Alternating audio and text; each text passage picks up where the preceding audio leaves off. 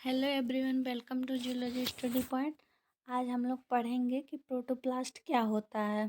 तो प्रोटोप्लास्ट होता है जैसे कि कोई सेल है, उसका अगर हम लोग किसी प्रकार से सेल वॉल निकाल दें, उसके बाद से cell membrane and other organelles जो बचेंगी प्लाज्मा मेम्ब्रेन के अंदर, उस पूरे को प्रोटोप्लास्ट कहते हैं।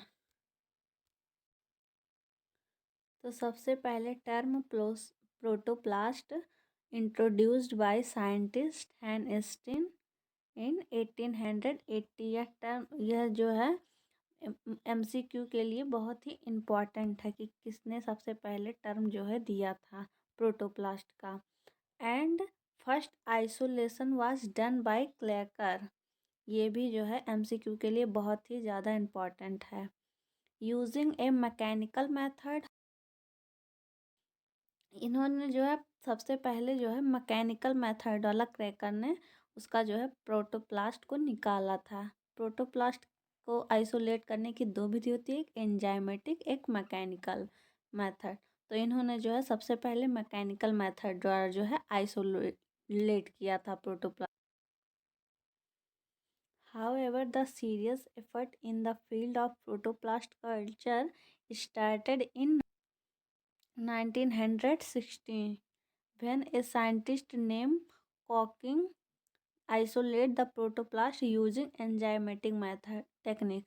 एंजाइमेटिक टेक्निक में क्या होता है कि उसमें जैसे कि हम लोग जब प्रोटोप्लास्ट को मैकेनिकल मेथड द्वारा आइसोलेट करते हैं तो उसमें कुछ ना कुछ इंजरीज आ जाती हैं जो है प्रोटोप्लास्ट में।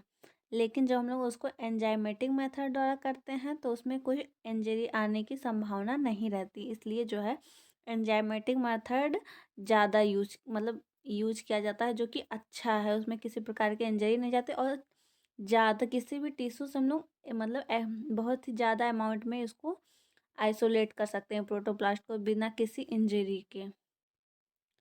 प्रोटोप्लास्ट हम लोग किसी भी सेल के जो है किसी भी जगह से हम प्लांट के टिश्यू ले सकते हैं, उसके बाद से किसी भी पार्ट के जैसे कि रूट हुआ, स्टेम हुआ या लीफ हुआ, वहाँ से हम लोग प्रोटोप्लास्ट आइसोलेट कर सकते हैं। लेकिन जनरली जो है उसके आइसोलेशन के लिए हम लोग प्रोटोप्लास्ट के मेसोफिल सेल ऑफ लीफ का जो है उपयोग करते हैं।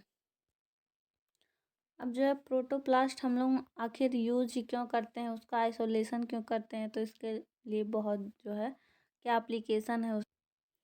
सबसे पहले हम लोग कुछ टर्म देखेंगे कैसे कि क्या टर्म हो सकते हैं, जिसे हम लोग हैं सोमैट्रिक हाइब्रिडाइजेशन किसे कहते हैं या हाइब्रिडाइजेशन किसे कहते हैं। तो protoplast of different species are generally fuse to produce hybrid plant.